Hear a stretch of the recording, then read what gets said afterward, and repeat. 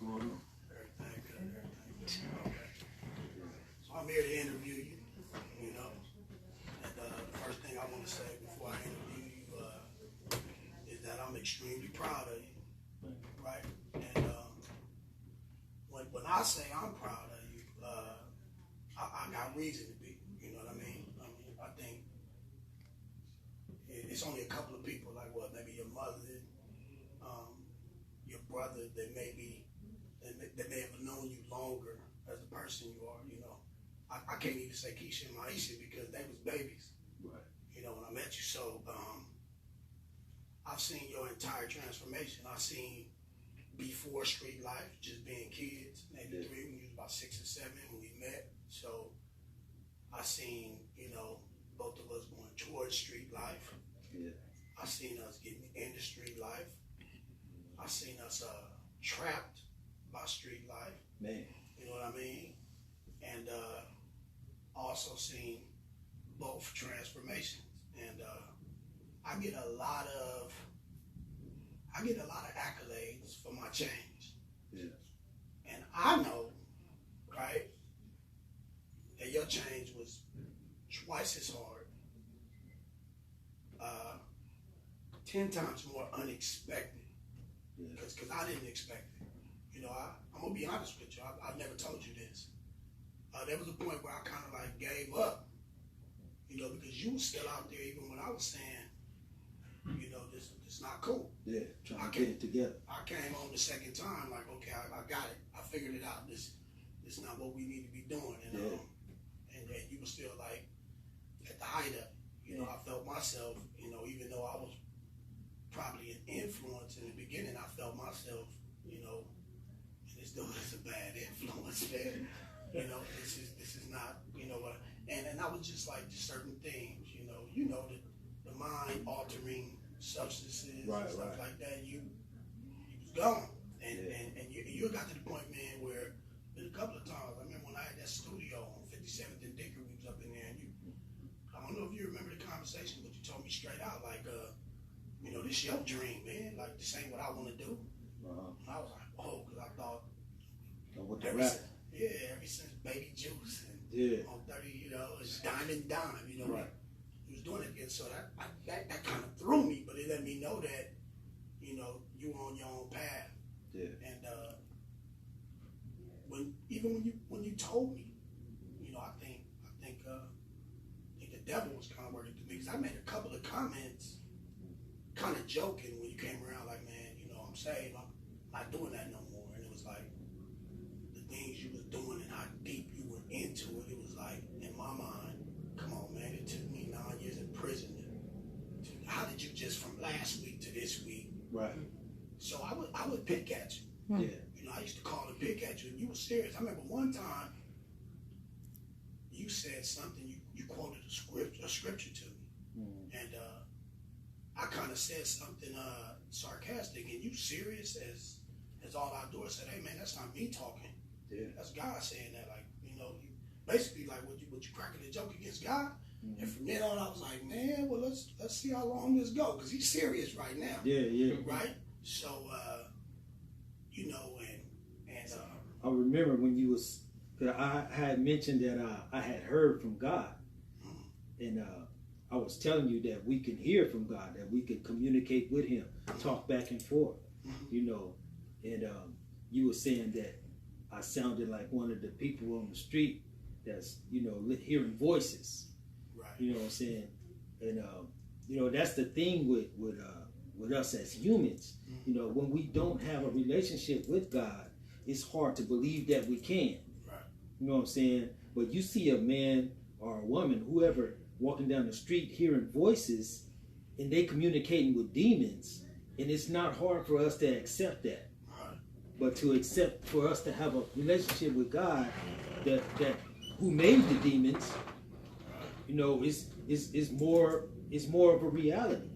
You know what I'm saying? Because he was the one that was intended for us to communicate with in the first place. In the first place. You know what I'm saying? So it's a powerful thing when you come into that relationship. You know, we watch these movies with Hollywood, and we see possessions of demons. But imagine being possessed by God. That's powerful. Amen. My goodness. And you know what? Before we get into the interview, something else just came to me. I was telling you guys outside about the story of why, I believe in God, but my faith and strength in religion is just not that strong because I feel it's too man manipulated. And I usually throw a scenario at people about the Job story. Yeah. And the question in it is, if God is our only protection against Satan and the dominion of him, why would you put us at risk for him? He's already damned. Yeah. Why would you put me, your child? And I'm not going to lie, it stumps a lot of religious people. Yeah. And the person, remember I told you right outside, somebody had made it make sense to me. As I'm sitting here, and I remember it was you that told me that. You told me one time, you said, I hit you with it. Because I was like, okay, you're a religious guy now. I got to hit him with that story. Yeah. And I remember you didn't bat an eye.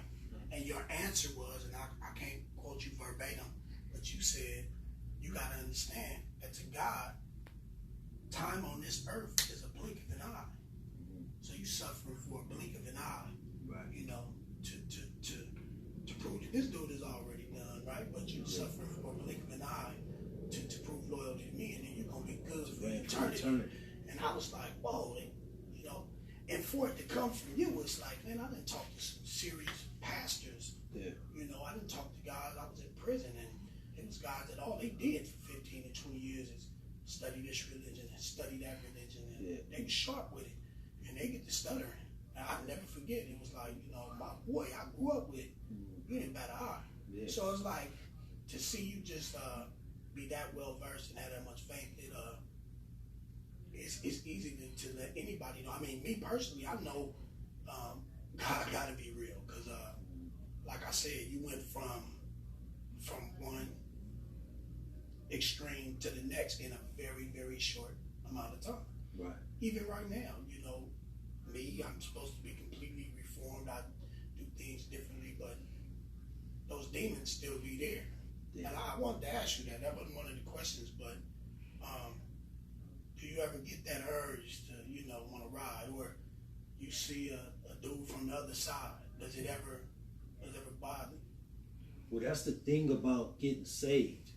The lifestyle that we into when we get saved, the personality that we have, what we was born with, God put that in us. You know what I'm saying? That ride or die mentality that we had when we was in the game. He uses that in the kingdom. Right. It just transfers. But to answer your question, to be tempted to go against the enemy that I once had, you know what I'm saying? At that time, I was working for the enemy. I was working for Satan. Right. You know what I'm saying? But now I switch bosses. So I'm riding for the Lord, just like I was riding for the devil, which I didn't know at the time. At that time, if you would have asked me if I was a Christian, I would have told you yeah. Right. Because I went to church as a child. Right. You know what I'm saying? But to go through a supernatural change with God, then you understand what a Christian really is. You know what I'm saying? To come into a relationship with our Heavenly Father. You know what I'm saying? And when you come into that relationship, what was reality before is no longer reality. Right. You know what I'm saying? You see how you were once used by Satan to do his will. So now being on the Lord's side, it's like you see people more in the spirit. You see a spiritual working. You see good and evil. You know what I'm saying? And it's no longer like you my enemy. If you were an enemy then, you know what I'm saying? Like if someone was to come and bang on me now, ask me where I'm from, I would tell them I'm not working for Satan no more. You know what I'm saying? Which before I would tell them, oh well, I used to be from here or I used to be from there. Right. If somebody just stopped banging naturally, right. You could say, oh, what you used to do or what where you used to be from. But if I come like I'm not serving Satan no more, you know what I'm saying? It's a whole nother dimension. You know what I'm saying? So you don't know how to come at me when I give you that. That's You know what I'm saying? That's like when you know, a homeless person or something asks you for money and you say you ain't got it. They say God bless you. You be like, man, why'd you have to hit me with that now? But I understand what you're saying. Yeah, but when you no longer serving Satan, you see the person as a soul. You know what I'm saying? So it's not so you feel pity on them. I mean, not necessarily pity, but you see the reality of the future. You know what I'm saying? Because we all trying to make it in. We all trying to escape hell, basically. You know what I'm saying? That's the whole point of getting saved, is to escape hell. You know what I'm saying? But at the same time, you having a relationship with our Heavenly Father. You know, but when we was in that land, in that lifestyle, we was basically trying to send each other to hell. You know what I'm saying? So that's the difference now, is we no longer sending each other to hell, but we pulling each other out of the fire. Okay, so you know what I'm saying? This man, we haven't even got to this yet. This raises another question. You know, about, you know, because I know you, so I'm asking a question. Yeah. So religion and you know, having that relationship with God. Yeah. Is that your ultimate? Is that the reason it made you change, because you knew that there was a heaven and that's what you're trying to get? Yeah. Or was that something that came about because you started studying religion, but it was something else that gave you the strength to change? Because my thing right now, I'm sitting here, and like I said, I'm proud. I'm still in awe of the transformation. Yeah. You know, and I think to actually appreciate that there's a heaven comes later with studying the Word. Uh-huh.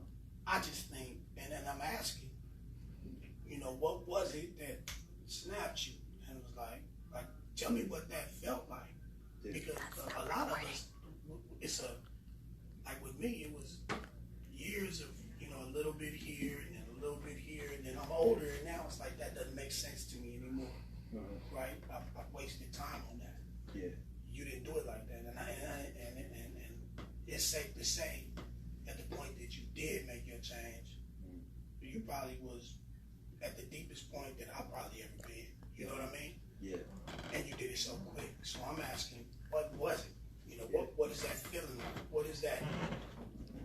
I mean, it's I believe it's a drawing of the Holy Spirit. At that time, I didn't see it. You know, I just saw what I was in, what I was going through. Like you said, I was deep in the game. I was deep in addictions.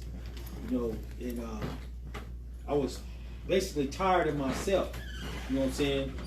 Most of the homies I was getting into it with, you know what I'm saying, we wasn't getting along. You know, I was having fights with the homies, and you know, and with the addiction that I was addicted to, PCP, you know, it ostracized me from a lot of people too. You know what I'm saying? So I really didn't have no friends.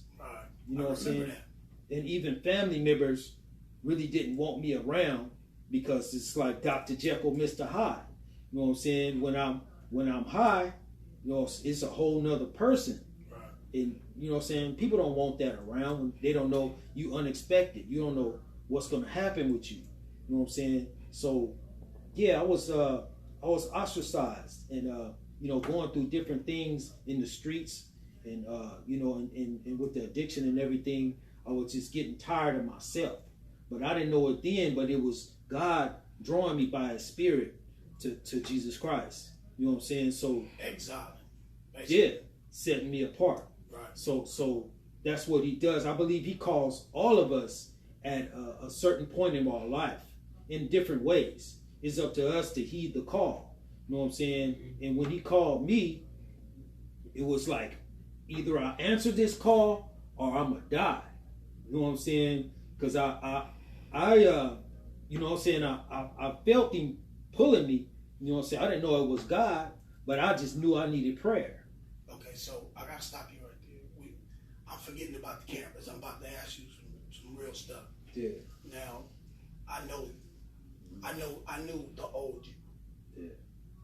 I think I know you better on that level than anybody on earth. Yeah. Right? A lot of situations that that don't need to be talked about. Right. And I remember being in situations with you that you was like kamikaze. So death was like, you didn't care. Yeah. To the point where I was like, hey man, we need to. And you was like, what you mean? Whoa, wait. We in it. And that's what I'm trying to say. Yeah. I know you have that in you. So it's hard for me to fathom that the thought of you dying would have been a change. Mm-hmm. I don't see that in you. I see maybe you dying and you realizing how it's going to affect your family or loved ones. Maybe that would have woke you up. Yeah. But you didn't care about you. Yeah. You see what I'm saying? Yeah. So I'm still looking for what exactly it was. And maybe because when I got to that point where I realized God was calling me, I knew that it was a crossroad in my life. You know what I'm saying? And I knew at that point that God was really real. You know what I'm saying? To where that if I did die, I had no more chances. No more excuses. You know what I'm saying? Because when we was in the streets, it's ride or die. And that's the lie that the enemy feeds to us. Like, go ahead and die. Kill yourself or get killed. You know what I'm saying? But once you die, it's a wrap. You gotta stand before God and explain what you did in this body, be it good or bad. You know what I'm saying? And at that point, it's too late. You know what I'm saying? But God put a light on in my head to realize that once I did die, you know what I'm saying? You got to make a choice before that happens. Like that wasn't gonna be a good thing. It wasn't stripes. Yeah. Ain't no stripes. No, ain't no stripes for that. You know what I'm saying? So it's like either you gonna pick my side or the enemy side. You know what I'm saying? And when I saw that, it was no puzzle. You know what I'm saying? I had to roll with God, because if I didn't choose Him, it would have been all bad. You know what I'm saying? You know what? We're gonna get into these questions because I know we just talking. We ain't even got to the interview yet. But last week, some other young homies from the neighborhood, they're doing some music, right? Mm-hmm. And one of them, Trey, out the projects, he always says, Wes, I'm trying to be like you. You're a carpenter now. We're doing music, and they were doing a video, and it was called "Addicted to Sliding," right? So they're addicted to the lifestyle. Yeah. And they asked me to come down, and when I come down, I'm kind of talking like you, and they caught me on camera, and I basically was saying, little Burmont out, and I don't preach to them because I remember how we was. It was nothing you could tell us, right?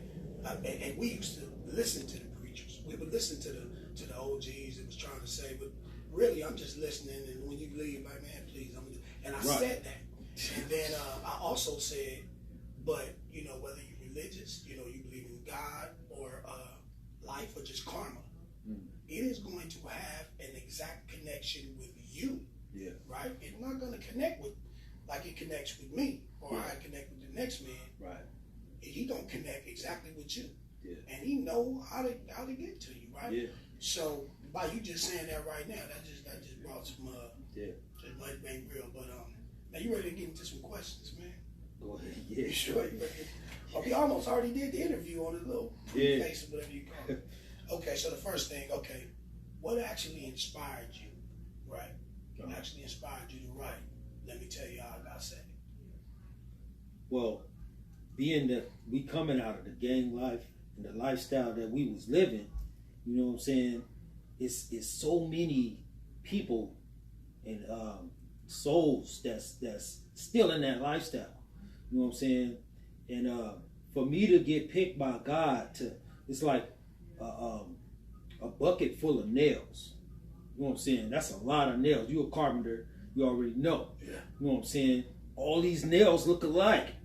You know what I'm saying? And for God to know each one of those nails, the Bible say He knows the number of hairs on your head.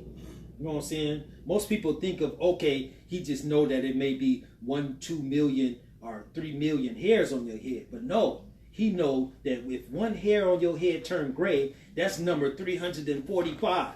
Right. He know each hair. Right. You know what I'm saying? So each of those nails in those buckets, He know every person, you know what I'm saying, by heart or whoever going through what. So for Him to pick me, that one nail, and set it apart and say, come over here and live. it's mind-boggling to me because there's so many still in that bucket on their way to death. You know what I'm saying? And he picked me to say live. Like, wow, like what made me so special? You know what I'm saying? So I believe that he set, when he does grab people out of that bucket and set them apart, he instills in us an anointing to at least give a testimony. It's our due diligence to give that testimony, to show people that it can be done, that you can't get out of that bucket if you choose God. Actually, my position with the Carpenters Union, they gave me a position to go out and reach the community, to try to adhere to PLAs and get the disadvantaged. And sometimes I feel like it was a mixture of the leaders of my organization and God picking me, because who else to go over there and tell them, look, this is real? Yeah. Besides somebody who was really there and made it real. And I think that's exactly, I think I mentioned that to you when you first got saved. I was like, man, he about to use you as one of his soldiers. I think I told you, I said, God like gangsters too. Yeah. Right? Really. You know, so you the only one. You know, they're not going to listen to the regular pastor that try to pull up on 37. Yeah, they don't relate. They can't relate to that. No. But you pulling up, it's like I told you, it was like, wait a minute, man. Yeah. You know, are you real or you? Yeah. No, I totally feel that. Okay, second question. What were some of the challenges of trying to fit such a long life? Yeah. With so many events, you know, so many different things, you know, so many highlights, so many low points. What were the challenges of fitting that into 284 pages? Man, I mean, it was somewhat of a challenge, but not really. Because, I mean, like I said, we was in that life. And there's certain things that have to be omitted that can't be permitted, you know what I'm saying, to prevent you from being incriminated. Right. You know what I'm saying? Basically, that's the truth. Because we was living a criminal lifestyle. Right. You know what I'm saying? Certain things are statute of limitation, but certain things are not. Right. You know what I'm saying? So when you decipher those things from, you know what I'm saying, things that can be and not, you know, it becomes pretty easy. Because you don't want to tell on yourself or anybody else. Right. You know what I'm saying? You know what? You know, that's working good, because that leads me to I'm gonna use question 5 and then I'm gonna go into 3 and 4. Yeah. Okay, what kind of feedback have you been getting for Let Me Tell You How I Got Saved so far? What kind of feedback? Well, I've been getting good and bad, you know, positive and negative, you know. But man, every time when I was writing this story, every time before I start writing, I would pray and ask God, you know, to let this story, let this book be for His glory. You know what I'm saying? So the enemy is going to be at our throats. Yeah, he's going to be against us. So I'm expecting that. You know what I'm saying? I'm expecting for some people not to agree with it and some people to love it. You know what I'm saying? Because I know it's for God's glory, and somebody is going to get help. Somebody going to get blessed and maybe saved. Hopefully, you know, lead them to Christ through this story. You know what I'm saying? So for those that don't really agree, they haven't read the book. Well, wait a minute. That's true. But don't, because now you're going into the next question. Hold on one second. Okay. The first one is, what would you say to family and friends? Yeah. Right? That may have thought they should have gotten more shine or even mentioned it all. Because, I mean, you know, thousands of people. Yeah. Right? We're talking about 284 pages. I'm asking, what would you say to people that's, you know, that would maybe have an issue with that part? That they've been mentioned in the book? Well, my character, you know, I got shine. So, yeah. So I'm not tripping. I'm from the beginning to the end. But, you know, some other people that was real. Yeah, some people like to be really private. You know what I'm saying? But like I say, if they have an issue with the book or them being in the book, they haven't really read the book.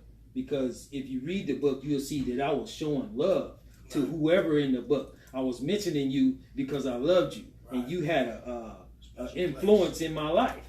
You know what I'm saying? Right. And things that happened while we were coming up, you know what I'm saying? We were all linked together. Right. And those that feel that they should have had more of a shine, or it should have been told in a different way. It's like the Bible. The Gospels. Matthew, Mark, Luke, and John. It's the same story. All 4 books. You know what I'm saying? But it's 4 different accounts of people that told it in a different way. You know what I'm saying? So we were all there. We got homies that had parts in different sections of our lives at different times. You know what I'm saying? So what I would say is, who didn't agree, I think that they would have a better shine, that they should have had one when they write their story. There you go. When they write their story, then my story bounces off of theirs, and then you can see the full outlook of the story. Because my story is what I see and what I went through. Yeah, it's like looking at a car accident from one side of the street. You know what I'm saying? I seen a car coming and it got collided, head-on collision. But that's all I saw. But you standing across the street and you saw a baby fly out the window. Right. I didn't see that part. Right. You know what I'm saying? Real talk. Yeah. So when you write your book, then we got the whole story. Off topic real quick, because I was thinking, one thing why I try not to get into books like this, I originally came from the East Side, so, I moved to, you even said it in the book, it's the truth. I came from the East Side, over there with them at 12 and all that, and moved to the hood and fell in love with this. But with that, one of the reasons why I don't do books like that, I was feeling it because, that neighborhood has got so much history. We like, third, fourth, so anything that I say, I may speak on something from 87.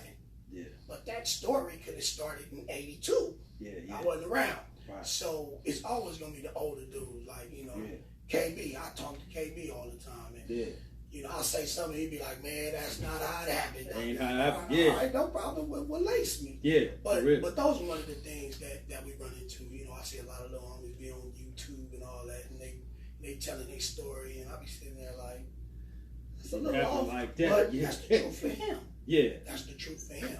I may just know a little lengthier part of the story. So I feel that. And that's true too. And with this book, you know what I'm saying, it's like, well, for me, speaking from my perspective, when I was in the world before I was saved, I used to fabricate a lot. You know what I'm saying? So putting the 2 on the 10, yeah. 10 on the 2. You know what I'm saying? So sometimes you could tell a story over and over and you start believing it. Some things I have to go back and think about. Wait, did this really happen? You know what I'm saying? Or did I make this up? So you know what I'm saying? Right. So sometimes you might be, you might be caught between something that ain't true. Yeah. So yeah, so that's a lot of stuff that happened in the book. I had to, come out with it like, I really didn't do that. It happened like this. Right. Y'all believed it this way, but no. That's not really how that happened. Yeah. Like I won that fight out of fear. Yeah. You know what I'm saying? Skill, right? Yeah, because that's another thing too that, you know what I'm saying, I wrote this book telling my story, not trying to be hard, you know what I'm saying? No matter how people perceive me as, you might see me as a rider, or you might see me as this dude just over there following others, you know what I'm saying? Right. But I'm just telling my story. No matter how they feel about me or how they thought I was in the streets. Because the main thing is, whatever we did, I didn't want you to know about it anyway. Right. You know what I'm saying? So it don't really matter. I did hear one thing, and we're going to put it on camera because we're not embarrassed or nothing. I heard that somebody, now I'm going to be honest with you, they didn't tell me who said it. Somebody just hit me like, man, they was upset or whatever about the book, and then they made a joke, and I kind of laughed. They was like, yeah, he's saying all that, but did he say how when he was on PCP talking to walls? Yeah. And I said, well, if you read the book, right, he mentioned that. I'm saying they didn't read the book. They didn't read you know the book. What I'm saying? Okay. That's one of the struggles. Yeah, but that's when from beginning to the end, it's a spiritual battle. I'm gonna tell if you put the book together. You know what I'm saying? I've been knowing you, I'm gonna say almost your whole life. Yeah. And me myself, I've always had influence over you. If you would listen to me, yeah. If I told you to do something, I'm gonna be honest with you. Yeah. I was no match for PCP. I would tell you several times, like I would show you, I would stand back because people not gonna play with you the same way if I'm around because they know you like a brother to me. Yeah. But I would watch them. Right. And when you were on it, you would come to the neighborhood and you could just tell people are reading you, like, is this him or is this that stuff? Because if you're off that stuff, we can get away with some stuff. Yeah. And when you were sober, I used to tell you, like, man, they only playing with you like that. Because I'm under influence. Right. So I'm just saying that I was wrong. Okay, but next question. And you kind of answered some of it. Yeah. What would you say to the individuals that felt that their name were mentioned and they may have, not wanted it mentioned, or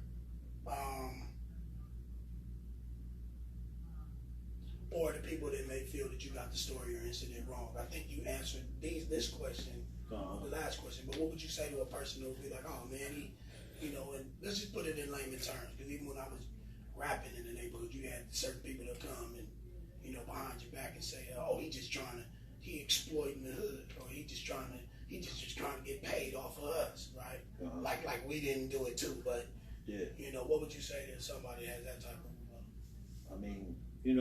If, like I said, if they feel that, that their name shouldn't have been mentioned, you know what I'm saying?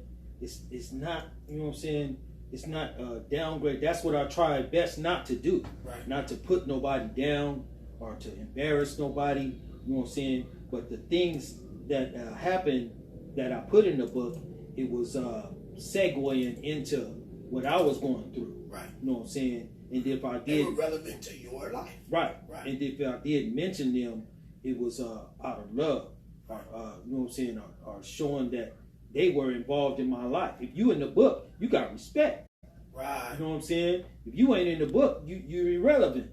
I mean, not like that. But not like that, but right. what I'm like saying, that. like I mentioned in the book, if you was there when you first got your first nickname, right. not the gangster nickname. Right, the first one, Dirty Wesley. Yeah, when we was kids. Yeah. That shows a lot. Yeah. When if you was still, if everybody is still around and know your first nickname. Yeah, they went with your actual character. Before you were trying to be something else. You got recognition. Right. And we could sit back and name different nicknames that they called something else now. Right. You know what I'm saying? They don't want to hear that name. Yeah. Right. That's what I'm saying. But those are the ones we got love for. Exactly. Yeah. There's love in that That's name. what I'm saying. If you was around then, Man. you got love. Right. You know what I'm saying? Family. Yeah. We know each other mamas. Right. You know what I'm saying? We could spend a night at each other's house. And that's amazing. You know what I'm saying? That's amazing that you say that. I'm trying not to make this a gang interview, but it's amazing. It's like looking at me moving over there, and I just felt I went through a lot. And I felt I was in my heart. I always felt I was proving myself because I wasn't born and raised. I came over at 12. It's people that not only were they born there, their mother was born there, their mother was born there. Right. 12 generations. 12 is like that's a long. I'm 45 now. It's like that's good, and I still feel like a new dude, right? But with that being said,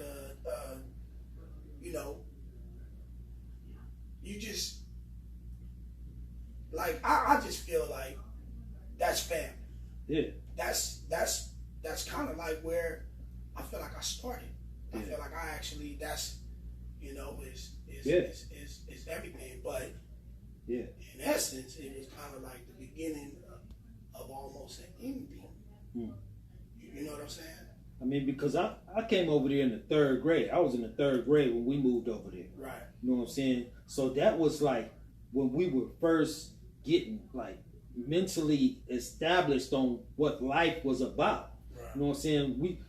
I mentioned in the book, we used to live on 94th Street. Right. You know what I'm saying? So on 94th Street, it was like, we was, being educated of what the gang life was, you know what I'm saying? But at the same time, you was becoming to accept what your preference was.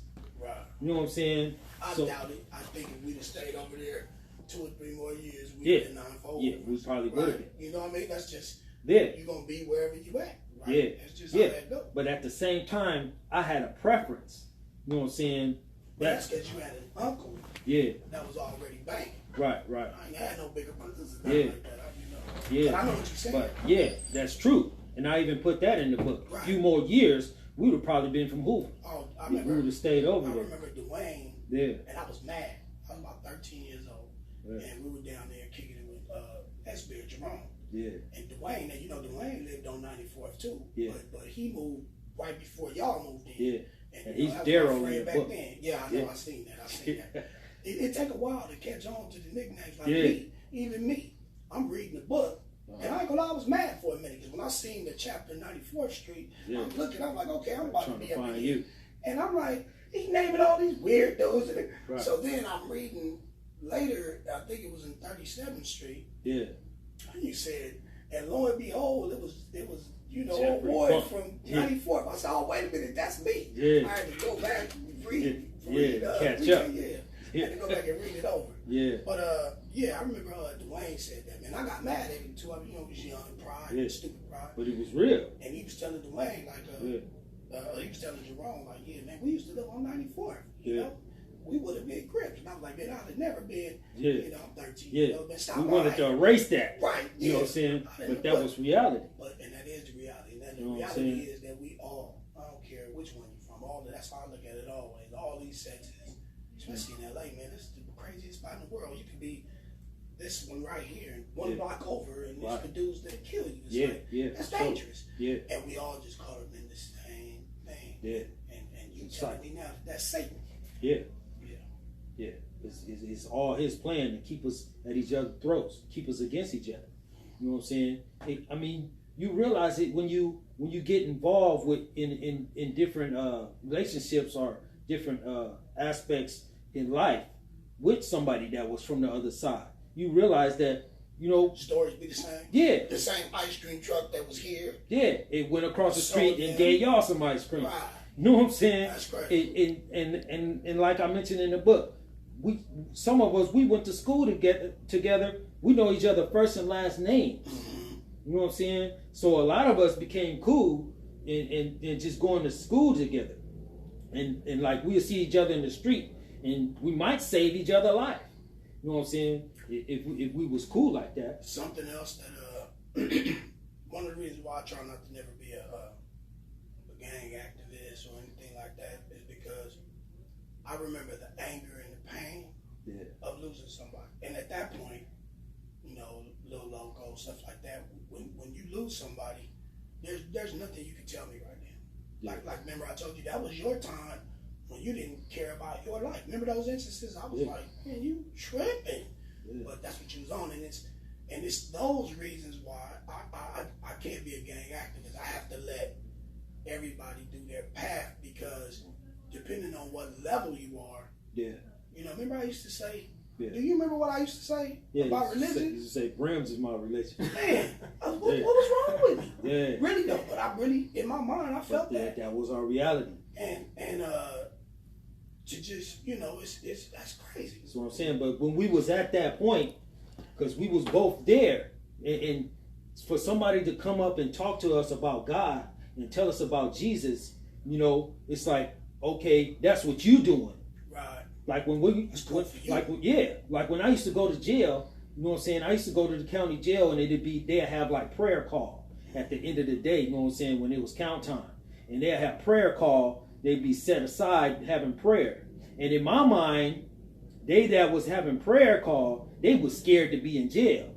You know what I'm saying? Right, that's like they just praying because they in here. Right. You know what I'm saying? So as soon as they get out. Yeah, as soon as they get out, they about to be banging. You know what I'm saying? So that was my thing. Like, I can't accept what you're talking about right now. But now that I'm saved, you know what I'm saying, I realize that you can't force God on nobody.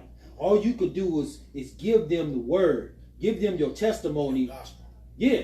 And that way, when they do come to that point to where they know they need God, after this point right here, if I go any further, I need God. But in order, when they get to that point to know that, they remember what you said. They remember that you gave them an out. You gave them that exit point. You know what I'm saying? So if we don't give them that exit point, we don't preach the gospel, they don't know that we have access to God. Like I said, when I went and got prayer, I didn't know it was that much power available to us with God. You know what I'm saying? I knew that it was a God. I knew that God was real, but I didn't know it was access like that. I didn't know. I knew that this prayer, after I said this prayer, that maybe eventually my life would change, or gradually something would change in my life. But I didn't know it would be a supernatural change. Man. Like, you know what I'm saying? Like God would show up. Because that's what that pastor said when he prayed for me. He said, after this prayer, you will never be the same. It's crazy you say that, because I always, we talking about 20 years ago. Yeah. My thing was, what kept me, and a lot of people that keep it from me, they even got sayings like that. The devil must be over that, because they got sayings like, well, if you're scared, go to church, right? Yeah. Stuff like that. So I always felt like you, when I was in level 4 and all that, I was like, okay, the dudes is going to church. They doing that so that they have a reason not to be active. Yeah. Right? And I always felt like that. Anybody that changed their life, and I see them walking around the yard with a Bible, yeah, I always felt, okay, he going soft, he ready to go to the PC yard or something. Yeah, like that. yeah. And the first person that really changed and let me know, okay, nah, this dude, I know that wasn't what happened to him. I know him. Yeah. Right? So, that you, man. because you did it on the streets too. Right. Right? It wasn't like you was sitting up and looking at a wrong case or whatever, but even though that happened, but I remember you coming home and even I was like, man, you thought that was a game? Yeah. You know what I mean? So, right. So, you know what I'm saying? So it's like I said, man, I'm proud. You are proof that that God is real. You know what I'm saying? And my life has changed too. Yeah. My life is 360. Yeah. Instructor with the Carpenters Union. Who would have thought? Right. And when I got out and I got this, I was like, man, I'm a carpenter. Oh yeah. Yeah. I didn't even know what it really was then, right? But to add God to that, you know what I'm saying, is way more, potent, because doing it without God, like, you can do good deeds your whole life. You could be an old grandpa, you know what I'm saying, and giving out candy to the kids and the whole neighborhood love you. You know what I'm saying? But without Jesus, you still on your way to hell. You know what I'm saying? Wow. Like, you did good deeds. You fixed everybody's car in the neighborhood. You know what I'm saying? You handed out cupcakes and all of that. You know what I'm saying? But you don't know Christ. You know what I'm saying? So for us to accept Christ and accept the work that he did on the cross, because our sins have to be paid for. Because we're not perfect. You know what I'm saying? We fail when Adam fell. Since he fell, everybody that was born after him is in a fallen state. You know what I'm saying? So for us to go through life, we're spiritually dead without Christ. You know what I'm saying? So in order for us to be restored back to God, we have to accept what he did. Because what he did was, when he shed his blood, he paid for our sins with his blood. Because your sins have to be paid for with blood. Without the shedding of blood, there's no remission of sins. Okay. Can we avert the conversation a little bit to religion? Because I'm not really religious, right? So I don't want to tick off your followers, but I do want to ask a question.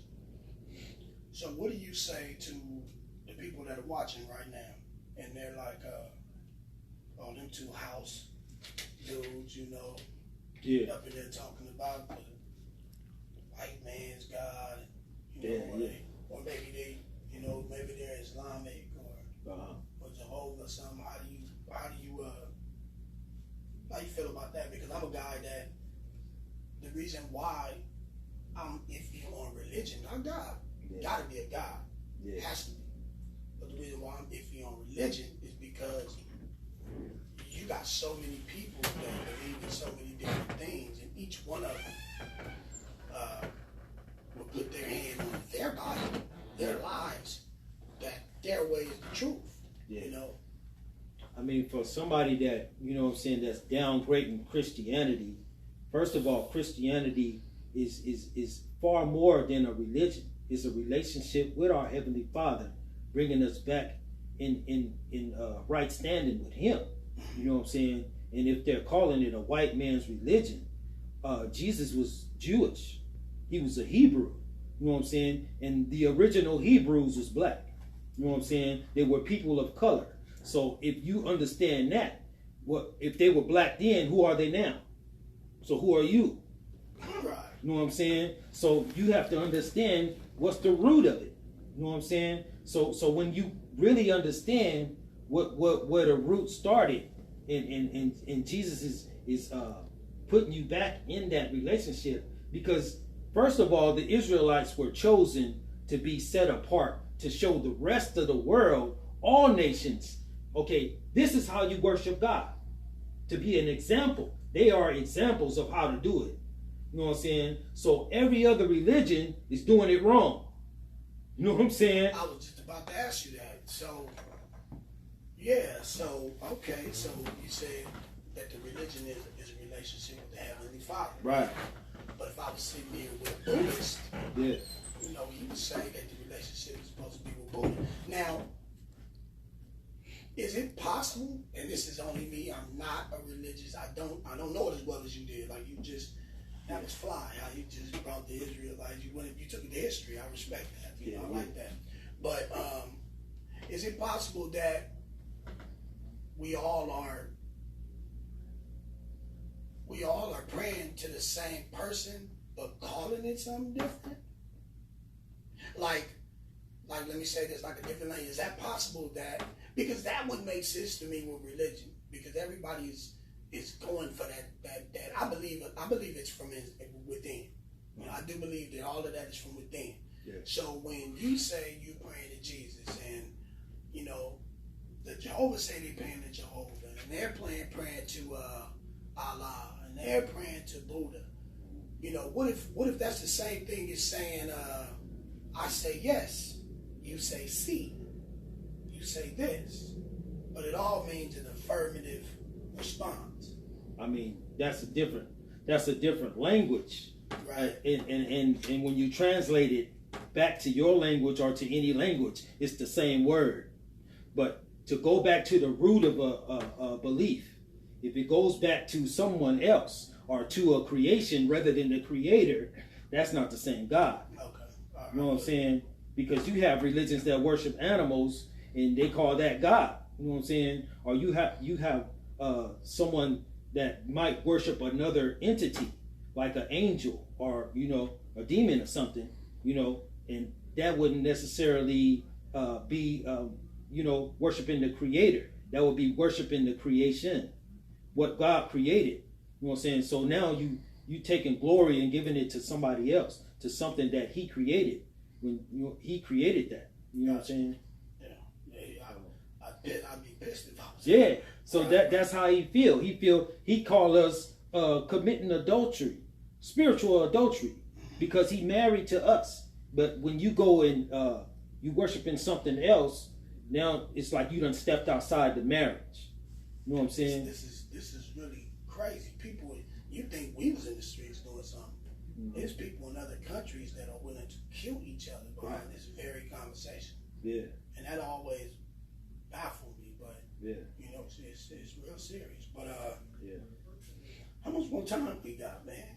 We just talking. Yeah, it's talking. It's a beautiful thing. It's real beautiful. I don't get to see you all the time, man. Yeah. And the reason why that is, and that's a demon in itself, because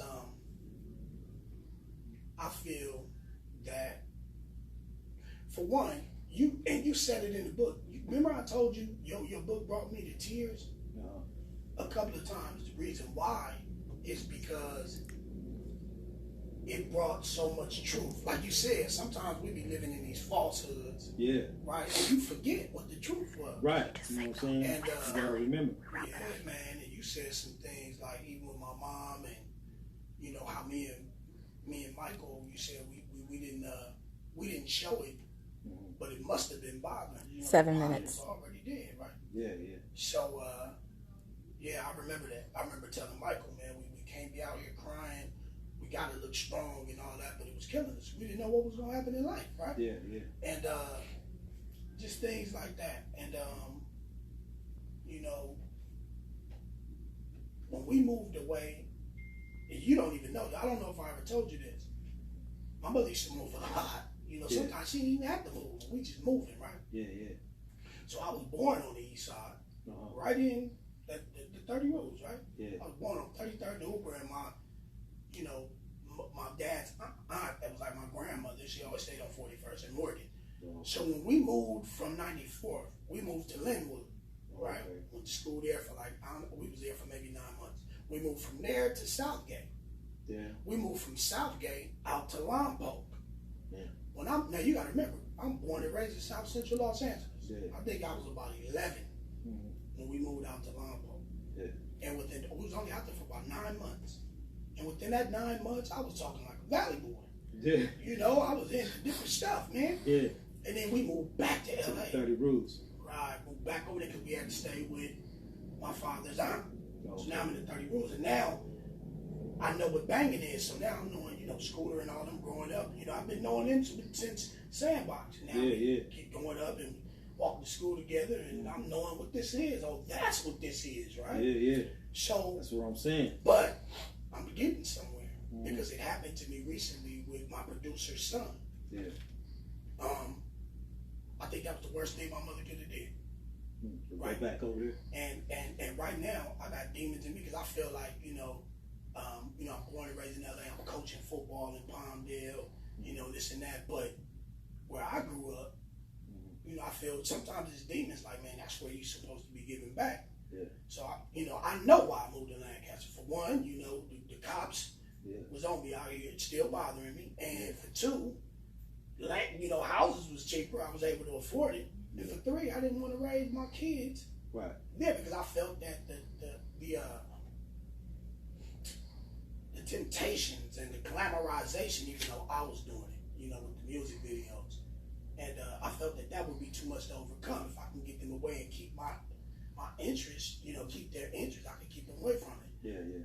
And sometimes I've always felt that, like, should I move back and get a house right together since I can afford it? Should I go put myself in debt $1 million to be right back in South Central so that all I'm good I'm doing? Yeah.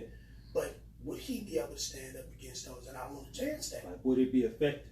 And I've always juggled that until like a week ago. My producer's son that has watched me rap and watched all those raps, and we forget, man. And kids' minds are impressionable. Yeah. And they're gonna look at what impresses them. What comes out your mouth is secondary to what you do, what they see. Yeah. And my producer's son, he was over in the 30s. Yeah. Telling them, I'm G'ing up people when I want to get put on. Now, this is a baby that I remember this dude was a baby. Yeah. But, when I'm saying it on here, he's probably watching this right now. To follow your lead. 4 minutes.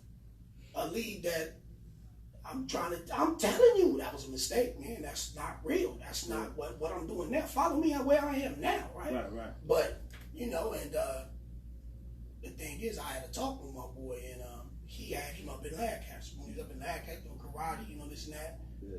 And for whatever reason, I don't know, to be down here, to be closer to music or whatever, he moved back down here. Yeah. And in my mind, that's where you put them up. You putting them up against it. It's like the Job story. You putting them in a position where they can't win. Yeah. So I got a question for you. Okay. Because you a major character in the book. You know what I'm saying? Like I said, you had a major influence in my life. You know I saw that. Yeah, you know what I'm saying? Because we was coming from 94th Street, and then we came to 37th Place. So it's like we was going through a lot together. You know what I'm saying? And after your mother passed away, it's like right away you became my god brother. You know what I'm saying? And my mother, she kind of stepped up and was helping you and Michael a lot. You know what I'm saying? Yeah, and I feel that you being in the book, like me mentioning you and everything. I mean, did that put you there in that scene? Like, did it give you like a major flashback? Yes. And did it help you in a way, or was it did it pull you back into depression, or did it was it like, okay, was it like something you were trying to bury, or was it something that, okay, I'm over that now and I've come a long way now? And the part I told you about the tears and all that was the realism of it, man. I'm 45 now. Yeah. And sometimes I forget things. I forgot. Sometimes, I'm gonna be honest with you, before Michael had that stroke, Yeah. I would try to talk to him about mama. Michael told me straight out one time, and it broke my heart. I was always talking to him about mama. Yeah. He was like, man, I don't even remember mama. Yeah. I was like, damn. But you got to remember, he was 16 months younger than me. Yeah. And I was like, I kind of got mad at him. Like, man, what you mean you don't remember? But it's reality that happened a long time ago. Yeah. Right? And I forgot some things, a lot of things, man. Yeah. Sometimes I forget how my mother looked because that's why I don't go to funerals. Yeah. Because she looked different in that casket. Yeah. Whatever they did in the embalming, that's the picture in your mind. man, I'm cool on funerals. Man, Yeah. let me remember you how you are. Right. But yeah, man, it brought back memories I forgot. Yeah. You know, it brought back memories of like 94th. Uh-huh. You know, the kid I was. Yeah. You know, and then to whatever I turned into in the middle of my life. Uh-huh. Oh yeah, man, that stuff painful, man. And I was like, wow. And for you to remember, I'm thinking the only person that really remembers my true story is sitting up in a bed, you know, can't walk, can't talk no more, my brother. Yeah. But that ain't all that was there. Yeah. And then that book showed me that. Yeah. You know, we both done came a long way, man. And Yeah. anybody that's hating on this, they got the dude you say is the enemy in them. They got to. Right. How can you not? You know? Yeah. These are statistics being broken, man. Mm-hmm. Look how many not here. You said it in the book. I started counting people. Man. Wow. We were kids. My goodness. We were kids. Yeah.